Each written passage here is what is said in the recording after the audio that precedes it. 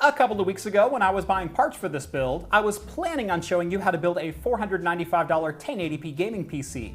That is until OzTalks Hardware decided to post a video in which he built a $500 1080p gaming PC using the exact same case, CPU, motherboard, and some other related accessories.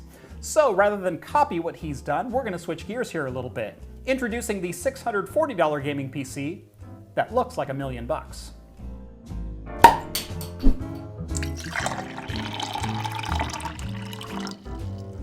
Welcome back to Craft Computing, everyone. As always, I'm Jeff. To craft something means to build something with skill, care, and ingenuity, and it's the reason I named my channel that. Now, today we're going to build a $640 gaming PC that is handcrafted. What I mean by that is you could probably get better performance out of a $640 gaming PC by upgrading a couple of these components and not buying the aesthetic upgrades that I did. But it wouldn't look nearly as good. So this is going to be a budget-friendly build that looks like it could be a show PC. Starting at the heart of this build with the Ryzen 5 1600AF CPU. This is a 6-core 12-threaded chip that actually has more in common with the Ryzen 5 2600 than it does with its 1600 brethren. You see, rather than relying on 14 nanometer from the first generation of Ryzen processors, this one's running on the 12 nanometer Zen Plus architecture. This means, in theory, compared to other Ryzen 5 1600s, this one may be slightly more efficient, boost slightly higher, and may have slightly better memory compatibility, although we'll certainly need to test that out. Best of all, the 1600AF is just $85 at full retail. It's not a clearance special or a closeout, that's just what this chip costs you on Amazon. So, one of the best value chips that we've ever seen.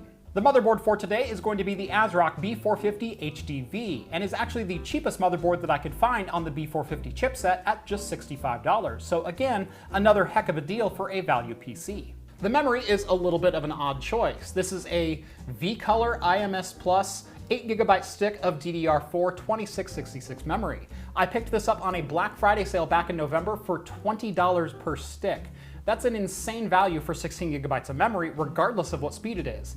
Now, unfortunately, it is 2666 MHz at CAS 19, so we're going to see if we can overclock this just a little bit to narrow up those timings slightly. But still, 16 gigs of memory for a value system for 40 bucks. There is one part on the table that I did not purchase from Amazon and in fact was sent over for review, and that's the ID Cooling SE224XT. At only $25, I didn't expect a whole lot from it, but at the same time, it is still a 120mm cooler with 4 heat pipes, so I do expect a lot from it. For storage, I went a little bit off-brand and a little bit on-brand, kind of like my memory. This right here is an IndMem, I believe is how you say it. It's a 128 gig M.2 SATA SSD, so should be pretty capable, up to about 550 megabytes per second transfer speeds, and we're only going to hold the OS on there. As far as game storage go, I picked up a 2.5-inch Seagate 2TB drive for about $71, so a pretty solid deal and still a nice thin form factor that shouldn't take up too much room in our case. Speaking of the case, I picked up a Dark Flash DLM21 Micro ATX tempered glass case. It's the same one you saw me attempt to use when I was putting together that dreaded G34 Opteron a couple of weeks ago. You can look right up here to see how poorly that went. But the case, I do have some things to say about it, which we'll do later. Since the case comes with no fans, which is one of my major gripes about it, I picked up a 5-pack of Antec F12 120mm fans to move air through the chassis. And for the power supply, I picked up an Apevia Spirit Series 600 watt. And before you start yelling at me through your monitor, and I'm sorry to the two of you who had aneurysms just now, relax. I know this is not going to be a great 600 watt power supply, nor would I expect it to output 600 watts. But I don't expect this system to output more than about 220, 230 at max load. So calm down, it's going to be fine. Not everything needs to be 80 plus gold. And finally, for the graphics card, I'm going with an old standby in the XFX RX 580 8GB. Now, I know this is not the most popular of fan shroud designs with that weird, hourglass cutout, but trust me, from the side, it looks just fine with the carbon fiber shroud, and it will actually fit the theme of this build. So with all of that out of the way, let's go ahead and run that B-roll montage.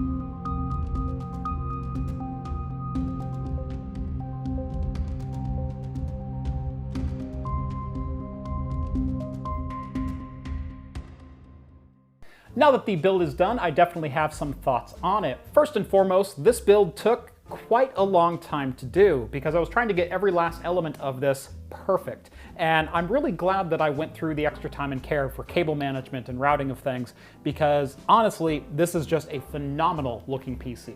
As far as fit and finish, this is a build that definitely hits above its weight class at $640. I've seen some $1,200 and $1,500 PCs that aren't quite as meticulously maintained or cable managed as this one is. There's really nothing out of place in the system as far as cable runs go. I am very, very happy with the end results. I think first and foremost, let's start with the case. That is the Dark Flash DLM21.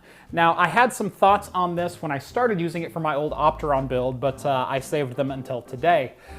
Mainly that I bought this with an included power supply. It was supposed to come with a 380 watt power supply, and for a build like this, that should be absolutely perfect. Unfortunately, this is the power supply that shipped with the case, and it did ship installed, which was very nice, and it does say 400 watt max power, but the model number is an N380, so I'm assuming they're guessing 380 watts for the actual output on this thing. But as you start looking at the cables, there's a couple things that are, well, wrong for this day and age. It does have a 20+4 pin for the motherboard. It does have a couple of SATA ports and unfortunately a couple of Molex plugs on it, and only one 4-pin CPU connector instead of an 8-pin CPU connector. Now for this board that would have worked just fine. However, you notice that I also need a graphics card plug. This one does not have a graphics card plug on it. There's no PCI Express power on this power supply. So even if the 380 watts would have been enough for the system, you couldn't use it. Now, I was going to give this case the benefit of the doubt, being just a $59 case with tempered glass and some pretty good looks to it, going, well, even if the power supply doesn't work all that well, at least I get my money's worth out of the $60, right? Well, unfortunately, this case really doesn't come with anything at all. It does come with these screws to screw everything in. However, it doesn't come with even a single fan, which means that's another added expense on top of this case. And at $60, this case is just a little bit too thin for my liking. There are some phenomenal cases available in this price range, from Be Quiet to Deep Cool to InWind and a couple other brands as well, available for that $60 to $70 to $80 price point that once you start including fans, and especially once you include a power supply with, this one just kind of seems subpar. It looks beautiful. Like I said, I love the end result of this case, but I think it's just a little under-equipped for that price point. As far as everything else inside this case, I went for pretty much the cheapest versions of modern components that you could find on Amazon. Let's start with the motherboard. That is the ASRock B450M HDV. It's a pretty well-featured board and only $65, making it the cheapest B450 board that I could find. Now this board does have a couple of drawbacks for the price point. It does only have a 4-pin EPS power connector, meaning you're going to be limited on how much you can overclock a CPU, especially if you start upgrading to say a 3600 or a 3700X. But I don't really think that's what this board is made for. This is meant to be an entry-level board running something like a Ryzen 2600 or the 1600AF that I have in here. The board also only has 2 DIMM slots, which might make upgrading your memory a little bit tricky in the future, as instead of expanding your memory, you're going to have to replace your memory. And when I bought this kit of memory, I actually bought it in a set of 4, so I got 32 gigabytes of DDR4 2666 for only $80. And honestly, on a system like this, if I was going for a budget video editing rig, would have been fantastic. But we are limited to those 2 slots. The B450M HDV does still have an M.2 slot, and it is compatible with both NVMe or SATA M.2 disks. You can do like I did and use an M.2 SATA disk just to save on a little bit of cable management inside the build. Now my boot drive is only 128 gigabytes, meaning I can install Windows and maybe Microsoft Office and a couple other things, and that's pretty much it for that drive. I do, however, also have a 2 terabyte spinning disk installed in the system. That 2 terabyte Seagate drive is nestled right here in front of the case. However, that green Seagate label was kind of throwing off the aesthetics inside this build. So I did what any self-respecting modder would do, and used some extra carbon fiber vinyl wrap to hide the crimes, and the results are honestly pretty fantastic. Moving on to airflow and cooling inside of this build, and I am very happy with the results here. I did use the ID Cooling SE224 on that Ryzen 1600 AF, and the results, I think, speak for themselves. In an ambient room temperature of just 20 degrees Celsius, this idled at 25 degrees Celsius. And under a full sustained Cinebench R15 load, our 1600 AF peaked at just 47 degrees. That is pretty remarkable for a $25 cooler. There is one aspect of this build that I am not happy with, and that is the noise. Now, these Antec fans were a 5-pack for just $25, and overall a pretty good value for how much air they move. However, they seem to be running at 1100 RPM constant. I have not found any reliable method to control the speed of these fans. Now, these fans are just 3-pin DC controlled. However, I've used 2 different fan splitters, and both of them have the same results of not being able to control the fans and them running at 1100 RPM all the time. That means that out of all the PCs that I have running in this office right now, this is by far the loudest. That's including my 2950X Threadripper editing PC and my 7820X streaming box. This just doesn't even compare on the same level to those as far as acoustics go. My biggest question going into this build was how well would the Ryzen 5 1600 AF perform, as it is using the 1600 name as to not get your expectations up too high, but it is still using the 12nm Zen Plus architecture. To my surprise, the 1600 AF absolutely held its own in Cinebench R15, pulling in a 152 in single-threaded performance and an 1148 in multi-threaded. That's compared to the 158 and 1230 scored by the Ryzen 5 2600, so pretty awesome results considering this is just an $85 CPU. As far as gaming results go, unfortunately you're going to have to wait another week, as I'm not just going to benchmark the RX 580 in this build.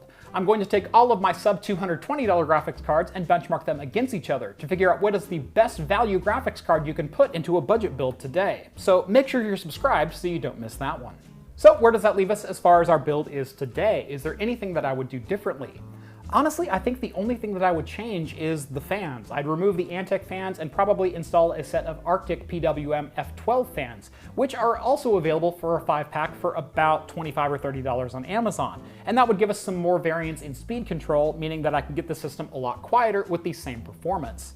Beyond that, there's a couple tweaks you could make to this build to make it a little bit cheaper. Obviously, you could go with a little bit less expensive case, and you definitely don't need the custom sleeved cables that I put in here. That'll save you 30 bucks right there. But also, the aesthetics don't lie on this build. This is a phenomenal looking system for the $640 asking price. So where do you find all these parts? The Amazon affiliate links down in the video description, of course. And on your way down there, make sure to drop this video a like and subscribe to Craft Computing if you haven't done so already. If you like what you see on here and want to help support the channel, make sure to follow the link down to my Patreon. You'll get exclusive access to my Discord server, and you can chat with myself and the other hosts from Talking Heads. Thank you guys so much for watching this one, and as always, I will see you in the next video. Cheers, guys.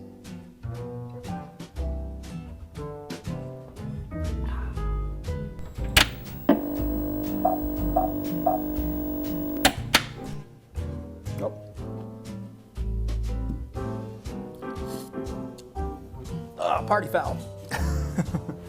Today's beer is the Fresh Funk Wild IPA from Deschutes Brewing over in Bend, Oregon, and it's an IPA clocking in at about 6.2% and 30 IBUs. No description on it. Does say it's a fresh citrus with tropical citrus and aromas from fermentation and hops and a barnyard Bret character. Usually I'm not a huge fan of the barnyard or the farmhouse style ales, but willing to give just about anything a shot. Not a lot of citrus on the nose. Smells kind of like soap almost. Looks kind of like soap almost. Still kind of tastes like soap. That's interesting. It's definitely a Bret. It's very crisp, very dry. Sits right on the tip of your tongue most of the time. There's definitely some hop flavor here. But like I said, it almost tastes like a little soapy, like a little bit of Dawn dish soap. And trust me, this glass was clean. The head is really interesting on this beer as well. It's got all these light, loosely packed bubbles on the outside, and then this real thick, dense foam in the middle, usually associated with like a Guinness or a milk stout. It's kind of interesting. It is an IPA in that I can taste hops, but it's not very hop forward, and it's not nearly as hoppy as I was expecting this beer to be. This reminds me a lot of the Freem Bret from, what is that, Hood River. It reminds me a lot of that, which is just a Bret style ale. This is pretty solid. It's got a couple of notes that I don't appreciate it too much. Like I said, it tastes a little bit like dish soap, and I think the head and the aroma could use a little bit something sweeter maybe, but it's definitely nice and dry, nice and crisp. This is a fantastic springtime beer. The great thing about filming a conclusion on a different day is I get to open a different beer. In this case, this is 56 Brewing Darker Territory. It is a double dark chocolate coconut stout, 8.3% and 31 IBU. Wow, that is dark. And chocolatey. Ooh. Man, that is just black.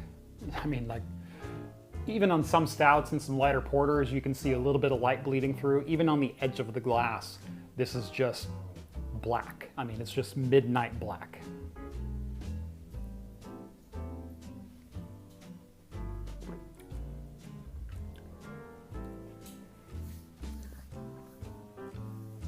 Pretty good. There's a little bit of a weird sour note about 3/4 of the way through. Let me try that again.